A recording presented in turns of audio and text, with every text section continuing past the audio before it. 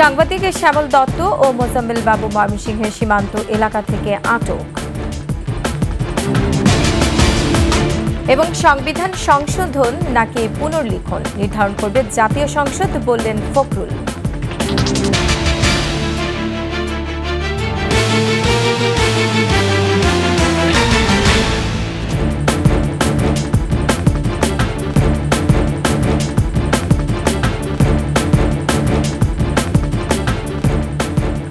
শুনছিলেন first security ইসলামী bank PLC সংবাদ শিরোনাম। আমন্ত্রণ দুপুরের 21 সংবাদে, সাথে আছে আমি রোমান আমিন। দর্শক, 21 টেলিভিশনের সংবাদ একই সাথে সরাসরি দেখতে পাবেন আমাদের ফেসবুক পেজ www.facebook.com/2124 অনলাইনে।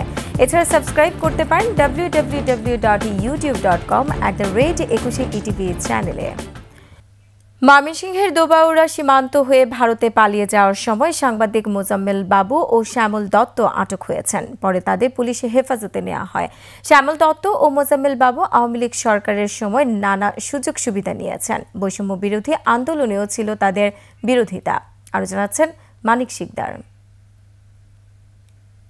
5 আগস্ট শেখ হাসিনা সরকারের পতনের পর আওয়ামী সাংবাদিক হিসেবে পরিচিত অনেকেই গা ঢাকা দেন। 6 আগস্ট জাতীয় প্রেস ক্লাবের সাধারণ সম্পাদক শ্যামল দত্ত আখাউড়া সীমান্ত দিয়ে পাড়ি দিতে চাইলে তাকে ফিরিয়ে দেয়া হয়। এবার বিতর্কিত সাংবাদিক মোজাম্মেল বাবুকে সাথে নিয়ে ভারতে যেতে ব্যর্থ হলেন শ্যামল। সোমবার ভোরে ময়মনসিংহের ধোবাউড়া সীমান্তে একটি প্রাইভেট কার সহ 4 জনকে আটক করে এলাকাবাসী। এরপর দেয়া হয় পুলিশ হেফাজতে। ক্ষমতাচ্যুত হওয়ার আগ পর্যন্ত শেখ হাসিনার সংবাদ সম্মেলনগুলোতে প্রথম সারিতে থাকতেন এই দুজন। মাননীয় প্রধানমন্ত্রী, আমরা এবার প্রথমবারের মতো 8 জন সম্পাদক এবং অন্তত 50 জন সাংবাদিক আমরা আপনার এই এন্টোরেজ এবং কাভারেজের জন্য ছিলাম। বৈষম্য বিরোধী ছাত্র আন্দোলনের বিপক্ষেও অবস্থান ছিল শ্যামল দত্ত ও মোজাম্মেল বাবুর। মানিক শিকদার, 21 টেলিভিশন, ঢাকা। সাবেক সংস্কৃতি বিষয়ক মন্ত্রী আসাদুজ্জামান নূর এবং সাবেক বিমান প্রতিমন্ত্রী মাহবুব আলীকে আজ আদালতে তুলে রিমান্ড চাইবে পুলিশ। গতরাতে বেইলি রোডের রতন কলোনি থেকে আসাদুজ্জামান নূরকে গ্রেফতার করে মহানগর গোয়েন্দা পুলিশ। মিরপুর থানার একটি হত্যা মামলায় তাকে গ্রেফতার করা হয়েছে। 2001 সাল থেকে আওয়ামী লীগের হয়ে সংসদ সদস্য হন আসাদুজ্জামান নূর। সবশেষ দ্বাদশ জাতীয় সংসদ নির্বাচনে নীলফামারী 2 আসন থেকে সংসদ সদস্য নির্বাচিত হন তিনি। এদিকে রাজধানীর বাগিচা থেকে গ্রেফতার করা হয় সাবেক বিমান প্রতিমন্ত্রী মাহবুব আলীকে। যাত্রাবাড়ি থানার মামলায় তাকে গ্রেফতার করে ডিবি কার্যালয়ে নেওয়া হয়েছে। মাহবুব আলী হবিগঞ্জ 4 আসনে টানা 2 বারের সংসদ সদস্য ছিলেন।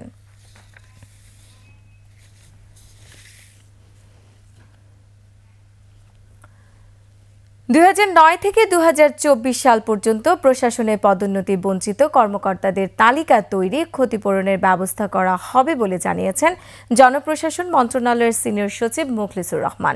সচিবালয়ে সাংবাদিকদের সাথে আলাপকালে তিনি আরও বলেন, এখন পর্যন্ত 2500 আবেদন জমা হয়েছে। 2009 সাল থেকে 4 আগস্ট 2024 এই পিরিয়ডের মধ্যে যারা বঞ্চিত হয়েছেন নানানভাবে ইত্যাদি, তাদের বিষয়গুলি কেস টু কেস বিবেচনা করে সরকারকে সুপারিশ করবে কাকে কোন জায়গায় নেওয়া যায়। এবং এটাকে বলে আমাদের যারা চাকরি চলে গেছেন, চাকরি করে বিদায় নিয়েছেন, শুধুমাত্র তাদের জন্য, যারা চাকরিতে আছেন তাদের জন্য এটা কোনো বিষয় না। সংবিধান সংশোধন নাকি পুনর্লিখন এ বিষয়ে জাতীয় সংসদ সিদ্ধান্ত নেবে বলে মন্তব্য করেছেন বিএনপি মহাসচিব মির্জা ফখরুল ইসলাম আলমগীর। দ্রুত সময়ে নিরপেক্ষ নির্বাচন দিয়ে জনগণের আশা আকাঙ্ক্ষা পূরণেরও দাবি জানিয়েছেন তিনি। ঢাকা রিপোর্টার্স ইউনিটিতে আয়োজিত দ্বীপকক্ষ পার্লামেন্ট নিয়ে আলোচনা সভায় তিনি এসব কথা বলেন। পার্লামেন্ট নির্বাচন করতে হবে, সেটা যেন একেবারে অত্যন্ত অবাধ সুষ্ঠুভাবে হয়, সেই জন্য আমরা বলেছি যে একটা নিরপেক্ষ সরকারের অধীনে সেই নির্বাচন হতে হবে এবং নিরপেক্ষ অবাধ নির্বাচন হতে হবে। এখন নিরপেক্ষ সরকার আছে, আমরা ভেঙে দেওয়া হয়েছে নির্বাচন কমিশন। এই নির্বাচন কমিশনকে গঠন করতে হবে নতুন করে নিরপেক্ষতার সঙ্গে, এবং এই নির্বাচন করার জন্য, একে নিরপেক্ষ করার জন্য, জনগণের কাছে গ্রহণযোগ্য হওয়ার জন্য, অবাধ করার জন্য, সমস্ত জনগণের অংশগ্রহণের মধ্য দিয়ে যেন একটা নির্বাচনটা হয়, তার জন্য সত্যিকার অর্থেই একটি নিরপেক্ষ সরকার অধীনে নির্বাচনটা হতে হবে। আলোচিত ব্যবসায়ী এস আলম গ্রুপের চট্টগ্রামের প্রধান কার্যালয় থেকে অন্তত 15 বস্তা গুরুত্বপূর্ণ ও স্পর্শকাতর কাগজপত্র গোপনে সরিয়ে নেওয়া হয়েছে। গেল 26 আগস্ট থেকে 31 আগস্টের মধ্যে এই ঘটনা ঘটে। 26 আগস্ট একটি অ্যাশ কালারের গাড়ি চড়ে এস আলম গ্রুপের ভূসম্পত্তি কর্মকর্তা সাইফুদ্দিন চট্টগ্রামের বহদ্দরহাট শমশের পাড়ার একটি বাড়িতে হাজির হন। এরপর সেখানে একটি কাভার্ড ভ্যানে করে 15 বস্তা কাগজপত্র নিয়ে যান তিনি। সরিয়ে নেওয়া এসব কাগজপত্র প্রথমে চট্টগ্রামের চাঁদগাঁও থানার আওয়ামী লীগের নেতা আয়ুব মুন্সির বাড়িতে নিয়ে যাওয়া হয়। পরে বিষয়টি জানাজানি হওয়ার পর সেখান থেকে অন্যত্র সরানো হয়। ইতিমধ্যে কাগজপত্র সরিয়ে নেওয়ার বিষয়টি সামাজিক যোগাযোগ মাধ্যমে ছড়িয়ে পড়ে।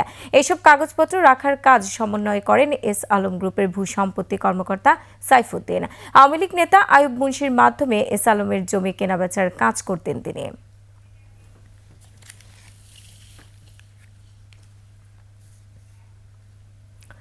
12 রবিউল আওয়ালে জন্মগ্রহণ করেন ইসলাম ধর্মের সবশেষ নবী হযরত মুহাম্মদ সাল্লাল্লাহু আলাইহি ওয়াসাল্লাম।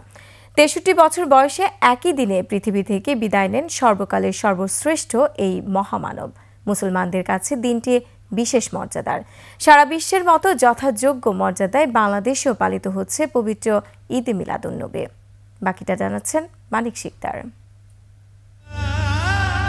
একসময় মক্কাসহ গোটা আরব নিমজ্জিত ছিল মানবতাহীন ভয়ঙ্কর এক অন্ধকারে।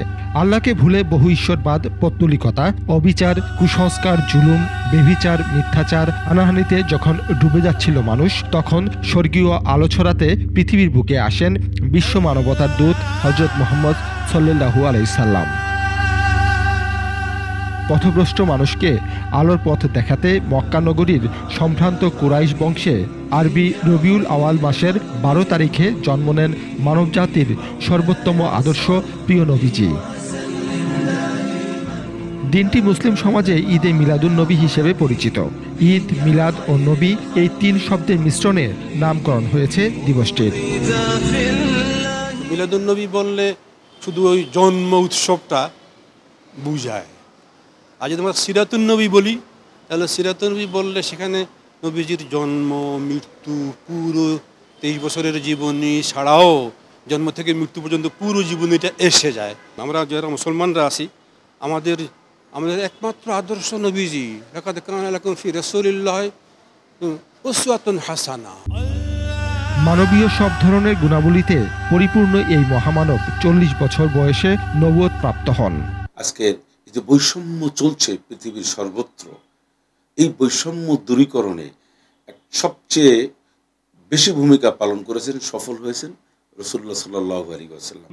পৃথিবীর শ্রেষ্ঠ এই দার্শনিকের উপর অবতীর্ণ হয় সর্বশ্রেষ্ঠ আসমানি কিতাব পবিত্র আল কোরআন, আর তার পুরো জীবন ছিল কোরআনের ব্যাখ্যা স্বরূপ। আপনি এমন কোনো দিক নাই যে দিক রাসূলুল্লাহ সাল্লাল্লাহু আলাইহি ওয়াসাল্লাম জীবনে নাই। যুগে যুগে অন্যায়, অবিচার আর যুদ্ধ বিগ্রহে অশান্ত পৃথিবীতে শেষ নবীর দেখানো পথ তাই এখনো প্রাসঙ্গিক। মানিক শিকদার, 21 টেলিভিশন, ঢাকা। সংবাদ এই পর্যায়ে নিচ্ছে বিরতি। যখন ফিরছি তখন অন্যান্য খবরের সঙ্গে আরো থাকবে। ভারী বর্ষণ কমায় কক্সবাজারে পরিস্থিতির কিছুটা উন্নতি, বসতবাড়ি ও ফসলের ব্যাপক ক্ষয়ক্ষতি। এবং ফ্লোরিডায় ট্রাম্পকে হত্যার চেষ্টা, হামলাকারী আটক, যুক্তরাষ্ট্রের সহিংসতার ঠাঁই নেই বললেন হ্যারিস।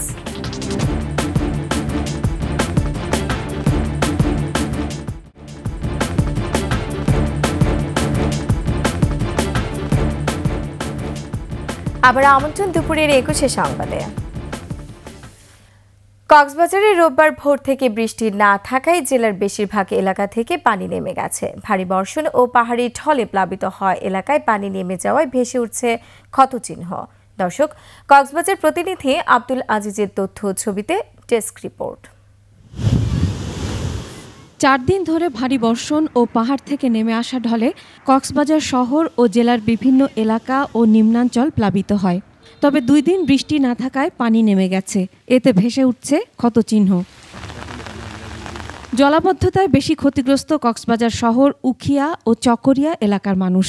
নষ্ট হয়েছে বসতবাড়ি, ফসলি জমি, চিংড়ি ঘের, মাছের ঘের ও বীজতলা। ভারী বর্ষণে ক্ষতির মুখে কক্সবাজারের উখিয়ার হলদিয়া পালং ইউনিয়নের মানুষ। জনপ্রতিনিধিরা বলছেন ওই ইউনিয়নে অন্তত 200 বাড়িঘর ভেঙে গেছে, নষ্ট হয়েছে ফসলি জমি। এবছরে এরকম পানি আর কোনো বছরে কেন হয়নি। অনেক পানি হয়েছে, মানুষগুলো বেশি কষ্ট। ক্ষেতগুলো সবগুলো নষ্ট হয়ে গেছে। হরমি শাক আছে, নারিশ খেতি আছে, পুঁই শাক খেতি আছে, বিভিন্ন মানে ধান খেতি নষ্ট হয়ে গেছে। সবচেয়ে বেশি ক্ষতি হয়েছে ফসলি জমির। আবার নতুন করে কৃষকদের ফসলের বীজ রোপণ করতে হবে এবং যে এই সকল গ্রামীণ অবকাঠামো রয়েছে, বিশেষ করে গ্রামীণ সড়কগুলা সম্পূর্ণরূপে বিধ্বস্ত হয়েছে। চকরিয়া মাতামুহুরী নদীর ভাঙন রোধে ব্যবস্থা নেয়ার পর গৃহহীন পরিবারগুলোকে নিরাপদে সরিয়ে নেওয়া হয়েছে। 50টি পরিবার ক্ষতিগ্রস্ত হয়েছে আমরা জানতে পেরেছি, ত্রাণ সহায়তা প্রদান করেছি। খাদ্য সংকট দূর করতে জেলা প্রশাসনের পক্ষ থেকে ত্রাণ সামগ্রী বিতরণ করা হয়েছে। জেলা প্রশাসকের কার্যালয়ের যে এনজিও সেল আছে সেখান থেকে সকলকে নির্দেশনা দেওয়া হয়েছে এবং তার ফলেই আমরা কিন্তু তাৎক্ষণিকভাবে 2 দিনের মধ্যে 17,310 প্যাকেট যে শুকনো খাবার সহায়তাগুলো অব্যাহত রাখার জন্য তাদের কাছে অনুরোধ করব। পানিতে ভেসে ও পাহাড় ধসে কক্সবাজার সদর, টেকনাফ ও মহেশখালীতে 5 জন, রোহিঙ্গা 3 জন ও দুর্যোগপূর্ণ আবহাওয়ায় ট্রলার ডুবির ঘটনায় 6 জন সহ 14 জনের মৃত্যু হয়েছে। Masum আলিসা, desk report, 21 television. আন্তর্জাতিক খবর।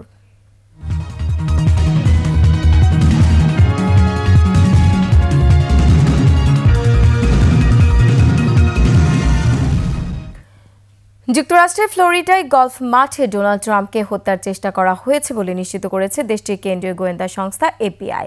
ইতোমধ্যেই হামলাকারীর নাম ও ছবি প্রকাশ করেছে সংস্থাটি। এদিকে নিরাপদে আছেন জানিয়ে ট্রাম্প বলেছেন তাকে কেউ দমাতে পারবে না। অপরদিকে ট্রাম্পের নিরাপত্তা বাড়ানোর নির্দেশ দিয়েছে হোয়াইট হাউস। আফসানা নীলার রিপোর্ট। স্থানীয় সময় রোববার দুপুরে ফ্লোরিডার ওয়েস্ট পাম বিচ এলাকায় গুলির ঘটনা ঘটে। এ সময় নিজের গলফ মাঠে খেলছিলেন ট্রাম্প। যুক্তরাষ্ট্রের কেন্দ্রীয় গোয়েন্দা সংস্থা এফবিআই জানিয়েছে ট্রাম্পকে হত্যার চেষ্টা চালায় এক বন্দুকধারী। এ সময় ট্রাম্পের নিরাপত্তারক্ষীরা তাকে দেখে ওপেন ফায়ার করে। পরে অভিযুক্তকে গ্রেপ্তার করা হয়। ট্রাম্পকে হত্যা করতে AK-47 ও ক্যামেরা প্রস্তুত রেখেছিল বন্দুকধারী। আটক ব্যক্তির নাম রায়ান ওয়েলস রাউথ। সে ইউক্রেন সমর্থক বলে জানিয়েছে এফবিআই। নর্থ ক্যারোলিনার গ্রিন সরবরে সাবেক কনস্ট্রাকশন কর্মী এবং যুদ্ধবিরোধী অবস্থানে ছিল রাউথ। এদিকে সমর্থকদের উদ্দেশ্যে ট্রাম্প বলেছেন তিনি সুস্থ ও নিরাপদে আছেন। এর আগে 13 জুলাই পেনসিলভানিয়ায় নির্বাচনী সমাবেশে হামলার শিকার হয়েছিলেন ট্রাম্প। অন্যদিকে এক বিবৃতিতে ট্রাম্পের নিরাপত্তা আরও বাড়াতে প্রয়োজনীয় ব্যবস্থা নেওয়ার নির্দেশ দিয়েছেন জো বাইডেন। পাশাপাশি যুক্তরাষ্ট্রে সহিংসতার কোনো স্থান নেই বলে সাফ জানিয়েছেন কমলা হ্যারিস। আফসানা নীলা, 21 টেলিভিশন। আর এরই সাথে শেষ করছি দুপুরের 21 সংবাদ। যাবার আগে ফার্স্ট সিকিউরিটি ইসলামী ব্যাংক পিএলসি সংবাদ শিরোনামগুলো আরও একবার। অবশেষে সামনে এলো হাসিনার পদত্যাগপত্র। ছাত্র জনতার আন্দোলনে হতাহতের ঘটনায় দুঃখ প্রকাশ। সাংবাদিক শ্যামল দত্ত ও মোজাম্মেল বাবু ময়মনসিংহের সীমান্ত এলাকা থেকে আটক। এবং সংবিধান সংশোধন নাকি পুনর্লিখন নির্ধারণ করবে জাতীয় সংসদ, বললেন ফখরুল।